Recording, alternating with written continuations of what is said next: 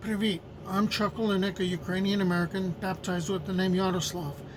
Today is July 20th, 2026, year 5, day 147 of the war in Ukraine, or day 1608, if you want to just count the days, or if you want to go back to when Russia annexed Crimea illegally, day 4533. I've been putting together videos based off of photographs and artwork that I find, covering the Ukraine war, and I bundled them together.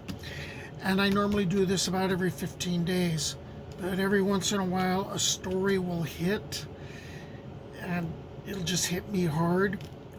And then I think that instead of leaving it to a post that someone may just scroll past quickly, I want to tell the story. So this is a few days earlier than my normal every 15-day posts. So this is about a woman named Kateryna Savenko. She was 42 years old, and this goes back to the beginning of the war in Ukraine, which is why I'm wearing the Ghost of Kyiv shirt. Pretty symbolic of that beginning. Well, this covers, in excerpts of her diary, the last 34 days of her life. And I wanted to share that. Nonsense, I thought. I laughed. Silly panic. Day 1, Thursday, February 24, 39 days before her death. It was an ordinary morning. Nothing foretold disaster. It was hard to get up for work. And then it began. I walked home calmly and saw a huge line at the ATMs.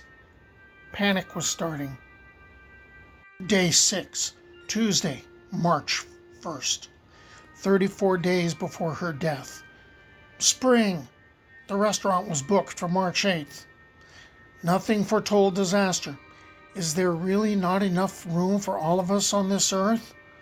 Why?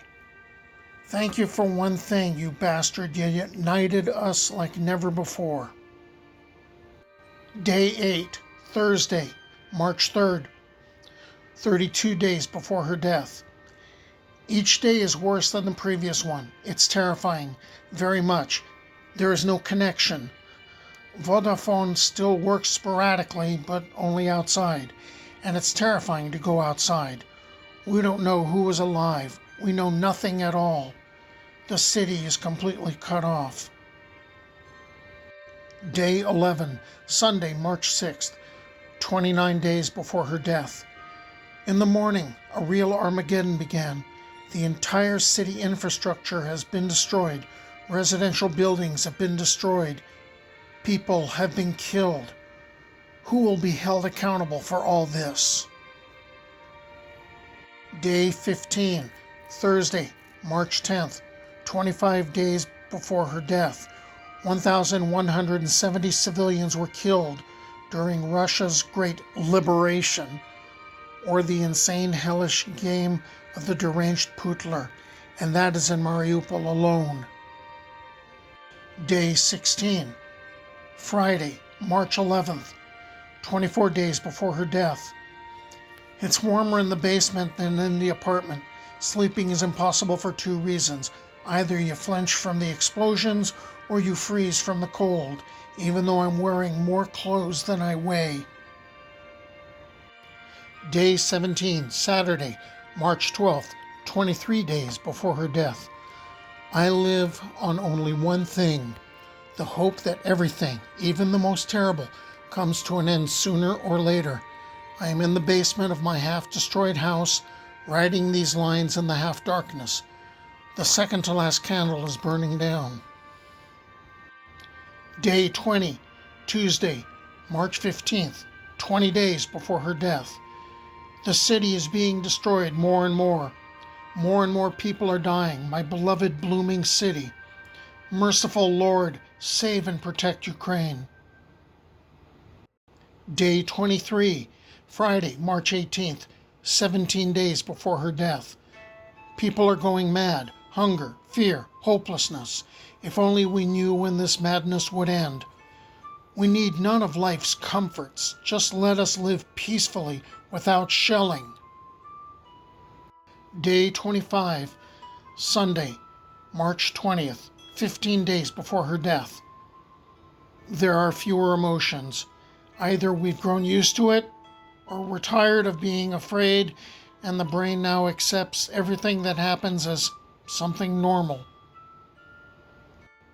Day 34, Tuesday, March 29th, 6 days before her death. The shooting does not stop for a moment.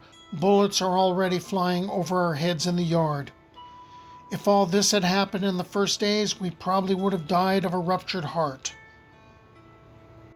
This is the final entry in the diary of Kateryna Savenko. After Russian shelling struck her house, she was taken to the hospital, where she left this note. Mom, I am wounded. City Hospital number 1. All the doctors have left. A broken leg and my face torn apart. Vitaly is dead. Nadia is in the hospital basement. Please help. On April 2nd, another Russian attack set the hospital ablaze. Kateryna escaped by jumping from a second-floor window, but died 2 days later in her mother's arms. Just to put a human face on what is happening in Ukraine. I'll be back in a few days. Here's to a Ukrainian victory. Heroям слава, слава Україні!